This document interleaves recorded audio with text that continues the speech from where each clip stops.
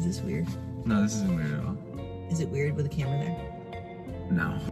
But I've learned resources and people to reach out to. And that took years of practice. At 15, 16, there was no way I would have done that. And I've talked to, some kids your age, and it's great to hear that you have friends that you could message. I mean, do you have friends that you could message that you could say, hey, I need something? Like, how would you do it? Let's say you're struggling. Okay. And you're having a really, really hard time. And you really need someone to help you because you feel like you got something going on. What would you do? Well, I would say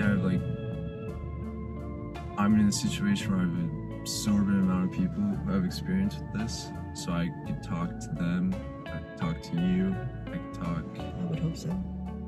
So I'd say there's so many people I could talk to. But how would you do it? It's easy to say you would talk about it. Yeah, honestly, knowing me, I probably would hold off talking about it for a while. Right. This is my point. Yeah. Because it's hard to say I need help. And is everything $1? Yeah, pretty sure. Maybe that's one of those. They have the best $5. expanded hair care.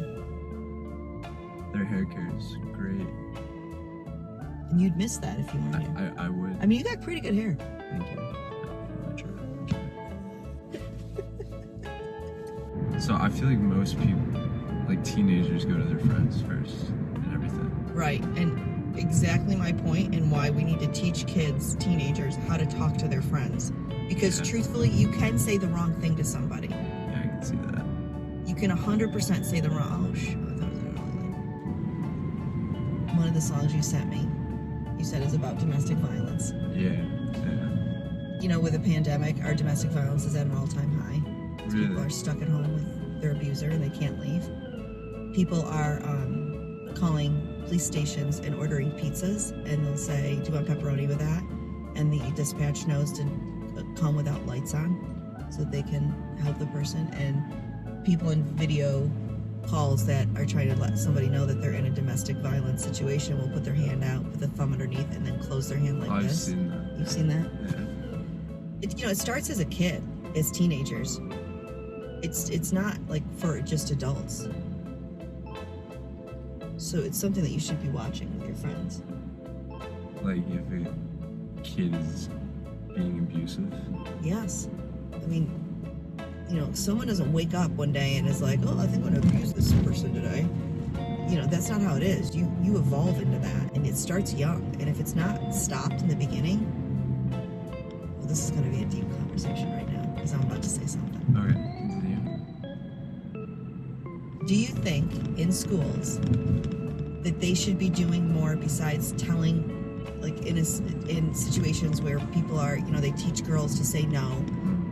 They teach you, watch your surroundings, make sure you travel in packs, make sure your doors are locked.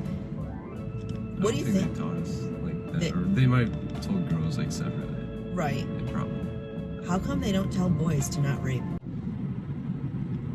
And no is no. Like, I don't care if someone says nah. I don't care if they said nope. No is absolutely 100% no. And they laugh. My kids laugh because I always say to them, ask a girl if you can put your arm around her. Which I know is corny. I get it. But there's got to be a cool way for kids to say that. Like, what if the girl doesn't want to be touched? Or vice versa.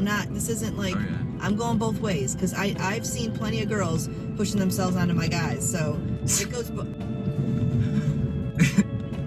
What percentage of people? I would have to look that statistic up, but it's much higher than you. Of that are women? Yeah. It's mostly women, unfortunately, that are reporting it. And I think for men, because I have had friends that are guys that have been assaulted, it's even worse to report it because you're a guy. Yeah. Like, how are you going to report that? You're supposed to be macho. You're supposed to be in control. I mean, I don't think as like a guy that's something you want. Yeah. Which is sad because you were assaulted and you were a victim. You should be, and that goes back to being able to talk, right? Yeah. How do you find comfortability to be able to say that? And the way our society is, the stigma around it is so immense. Just around the word itself. Around like rape, Yeah. rape. You're gonna be really impressed. I'm ready to be impressed. Are you? Yes. I'm really excited right now. Okay. I don't know what I'm about to say.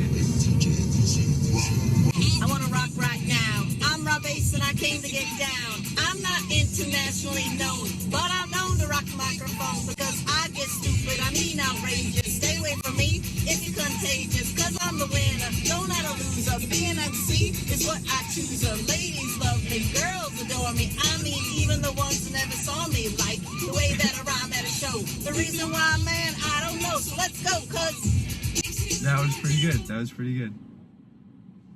Were you impressed by that? I was impressed. I mean, really? I mean, you've probably been listening to that song for like, what, like 30 years? So it's like, I mean, obviously, if I listened to a song for 30 years, I would have it down.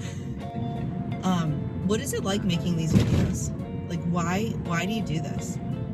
Because I'm not paying you, for the record. I mean, if I make millions someday, like if some series picks this up and we make millions, you're gonna get a cut, 100%. Okay. Without a doubt. But I got nothing. I got no money. So what is it like to make these? And why? I'd say it's interesting seeing everyone's different stories. Like some will be like something like a similar story that I'll understand. Something will be like completely brand new.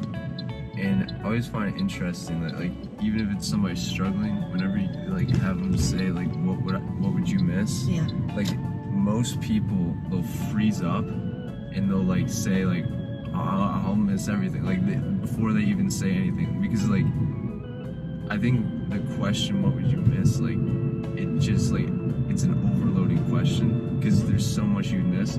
I think most people usually think negatively, like I definitely wouldn't miss homework or like going to the DMV or whatever. But once you add a positive spin onto it, which I don't think most people do, then like people just have this overload, like, oh man, there's actually so much stuff in life that makes me happy. Right. And even if you're struggling and you feel like there's nothing that you would miss whatsoever, there is something.